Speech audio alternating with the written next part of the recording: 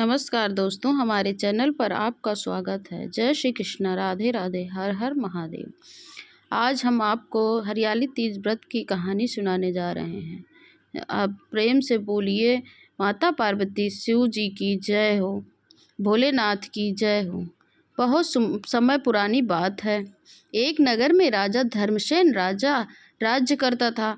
उसकी रानी सौम्या अत्यंत सुंदर और बुद्धिमती और धर्मपरायण स्त्री थी।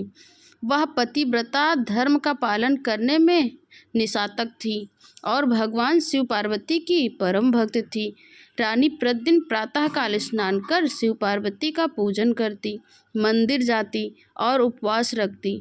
वह सभी स्त्रियों को अपने समान ही समझती और मानती और उनको सम्मान भी करती। राजा धर्मसेन भी अपनी रानी से बहुत प्रेम करता था और उसकी श्रद्धा देखकर प्रभावित होता था। किंतु एक बार राजा को किसी दूसरे राज्य के द्वारा युद्ध की चुनौती मिली। धर्मसेन की सेना सहित युद्ध के लिए प्रस्थान करना पड़ा और राजा के जाने के बाद रानी सौम्या ने भगवान शिव पार्वती से अपने पति की कुशलता के लिए प्रार्थना शुरू की।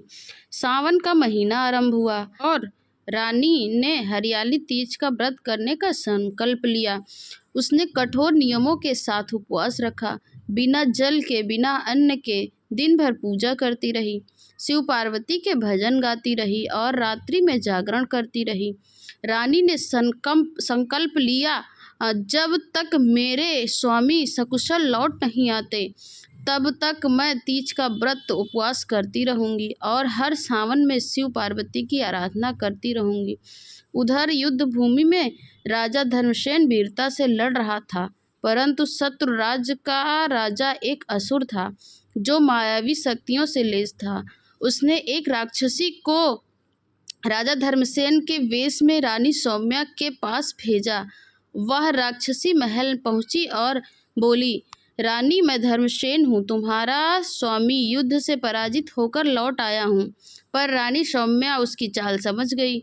उसने शिव से प्रार्थना करी, हे भोलेनाथ, यदि मेरा प्रतिव्रत धर्म सच्चा है तो इस मायावी स्त्री को तुम तुरंत प्रकट करो। और तुरंत ही वह राक्षसी वेश में अपने रूप में आ गई। तड़पते हुए रानी के चरणों में गिर पड़ी। भगवान शिव ने रानी की सच्ची भक्ति से प्रसन्न होकर उसे दर्शन दिए और कहा, सौम्या, तुम सच्चे प्रतिव्रता धर्म का पालन करती हो और तुम्हारे पुण्य प्रताप से राजा सकुशल लौटेगा। कुछ ही दिन बाद युद्ध से विजय प्राप्त कर राजा धर्मसेन लौट आया। उसने रानी की तपस्या, त्याग और भक्ति के विषय में सुना। वह चकित रह गया। उसने नगर में घोषणा करवाई, मेरी रानी न केवल मेरी पत्नी है बल्कि समस्त स्त्रियों की प्रेरणा है। उसकी भक्ति और त्याग से विजय संभव हो सका है। नगरवासियों ने रानी सौम्या की शोभा यात्रा निकाली। स्त्रियों ने उसके चरण स्पर्श किए, आशीर्वाद लिए। रानी ने सभी को हरियाली तीज व्रत रखने का उपदेश दिया और शिव पार्वती के प्रति अधिक श्रद्धा भक्ति रखने का आदेश दिया। हे भोलेनाथ, हे माता पार्वती, जैसे आपने सौम्या पर कृपा बरसाई है वैसी सभी भक्तों पर कृपा बरसाना।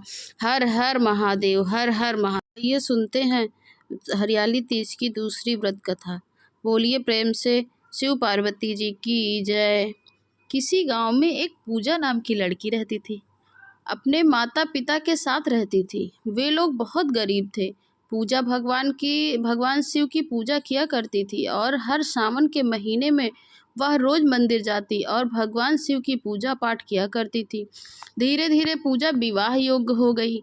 पूजा के माता पिता को पूजा की शादी की चिंता होने लगी। वह सोचते, पता नहीं पूजा का विवाह हम कैसे कर पाएंगे। पूजा को हरियाली तीज का त्यौहार बहुत पसंद था। जब हरियाली तीज आई तो वह सबके साथ बहुत ही खुशी से यह त्यौहार मनाती थी। एक दिन पूजा बाजार में गई। उसे वहाँ शिवाय नाम का एक लड़का मिला जिसे पूजा देखते ही पसंद आ गई। शिवाय बहुत ही अमीर था। वह पूजा के पास आया और बात करने लगा। शिवाय को पूजा का साथ भी बहुत अच्छा लगने लगा। वह सोच लिया कि मैं इसी लड़की से विवाह करूंगा। फिर पूजा अपने घर पर चली गई। इधर शिवाय घर आकर अपनी माँ से शादी की बात करता और पूजा के उन्हें उत्साह बताता। सिवाय कि माँ को जब यह पता चला कि पूजा बहुत गरीब है तो वह शादी से इनकार कर देती थी, लेकिन सिवाय के जिद के आगे उसे झुकना पड़ा। वह पूजा को अपनी बहू मानने के लिए तैयार हो गई। भगवान शिव की कृपा से पूजा की शादी एक अच्छे परिवार में हो गई। शादी करके अपनी ससुराल चली गई, लेकिन पूजा के माता पिता गरीबी के कारण उसे ज़्यादा कुछ नहीं दे पाए, लेकिन फिर भी उन्होंने अपने हैसियत से ज़्यादा ही दिया था। लेकिन सिवाय की माँ को कुछ भी पसंद नहीं आ रहा था। वह हमेशा मुँह बनाती। सिवाय की माँ ही पूजा से नफरत करती।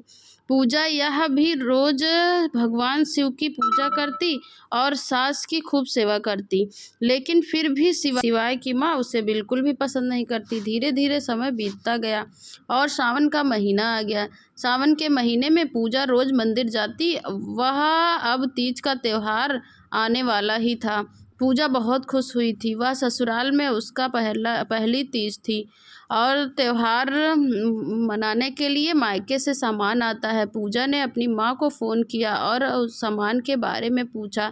तब पूजा की माँ ने कहा कि तुम्हारे पिता की तबीयत ठीक नहीं है और मैं ही सामान लेकर आऊँगी और तुरंत वापस आ जाऊँगी। पूजा बात ही कर रही थी कि उसकी सास आ गई और कहा कि माँ से दिन रात बात ही क्या करेगी कि कुछ काम भी करेगी। पूजा फ़ोन रखती है और कहती है, माँ जी, हरियाली तीज आने वाली है, इसलिए मैं अपने मायके में फ़ोन करके पूछ रही थी माता से। फिर अब पूजा अपने काम में लग जाती है। हरियाली तीज से पहले पूजा तीज की तैयारी में लगी होती है। तभी तीज का सामान लेकर उसकी माँ आई। पूजा अपनी माँ को बैठाती है और अपनी सास को भी बुलाती है। मेरी माँ आई है सामान लेकर। पूजा की सास अपने कमरे में होती है। वह सोचती है कि गरीब है, कहाँ से लेके आएगी सामान। तब अभी नहीं, बाद में जाती हूँ। पूजा अपनी माँ से बातें करती है और बहुत डर जाती है। तो पूजा की माँ कहती है, पूजा मुझे अब जाना होगा, नहीं तो बस निकल जाएगी। तुम अपनी सास को बुला दो तो उनके हाथ में यह सामान मैं दे दूँ। यह पूजा कहती है, ठीक है माँ, अभी बुलाती हूँ। पूजा अपनी सास को फिर से बुलाती है। थोड़ी देर बाद उसकी सास बाहर आती है। पूजा की माँ कहती है कि पूजा की पहली हरियाली तीज है, इसलिए मैं कुछ सामान लेकर आई हूँ उसके लिए। फिर पूजा की माँ उसकी सास को एक लिफाफा देती है जिसमें 11 रुपए रखे होते हैं। यह देखकर पूजा की सास चिढ़ जाती है और कहती है, गरीब कहीं की, कम से कम एक अंगूठी ही बनवा देती। यह क्या, यह सिर्फ 11 रुपए? मेरी तो किस्मत ही खराब है जो मेरे बेटे ने इस लड़की को पसंद किया। यह कहकर पूजा की सास अंदर चली जाती है। पूजा रोने लगती है और उसकी माँ उसे समझाती है और कहती है कि कोई बात नहीं बेटा। अगले दिन हरियाली तीज का त्यौहार आ जाता है और पूजा की सास और पूजा व्रत रखती हैं। भगवान शिव और माँ की पूजा करती हैं। अपने कमरे में तीज के लिए तैयार हो रही होती है। अचानक उसे अपनी सास की आवाज़ आती है तो सास के कमरे की तरफ पूजा दौड़कर जाती है और दरवाज़ा खटखटाती है, लेकिन दरवाज़ा अंदर से बंद होता है। पूजा खिड़की की तरफ जाती है और खिड़की से शीशे से चोट लग जाती है, खून निकल जाता है। पूजा कूद करके अंदर जाती है। उसकी सास ज़मीन पर बेहोश पड़ी मिलती है। उन्हें देखकर हैरान हो जाती है और अपनी सास को बेड पर लेटाती है, उसके चेहरे पर पानी के छींटे मारती है। तब उसकी सास को होश आता है। तब पूजा ने पूछा, आप ठीक हो ना माँ जी? अब कहने लगती है, हाँ मैं ठीक हूँ। फिर पूजा की सास पूजा की चोट के बारे में पूछती है कि यह तुम्हें चोट कैसे लगी? पूजा कहती है, माँ जी, आपका दरवाज़ा अंदर से बंद था, इसलिए मैं खिड़की से कूद कर आई, इसलिए मेरे चोट लग गई। तब सास कहती है कि पूजा, तुमने मेरे लिए यह सब किया? मैंने तुम्हारी माँ को इतना अपमान किया था, फिर भी तुमने मेरे लिए इतना किया? तब पूजा कहती है कि आप तो मेरी माँ हो। पूजा की सास को बहुत पश्चाताप होता है। वह सोचती है मैंने हमेशा इसकी गरीबी का मजाक उड़ाया है, फिर भी यह मेरी कितनी चिंता करती है। वह दिल से पूजा को गले लगा लेती है और दोनों सास बहू मिलकर तीज त्योहार को मनाती हैं। माता पार्वती और शिव की पूजा करती हैं, अर्चना करती हैं, पूजा आरती करती हैं, जागरण करती हैं, भजन कीर्तन करती हैं और दूसरे दिन उसकी माँ को फ़ोन मिला करके उससे माफ़ी मांगती हैं। बोलिए शिव पार्वती की जय हो, भोलेनाथ की जय हो। हर हर महादेव। हरे कृष्ण, राधे राधे। जय श्री कृष्ण।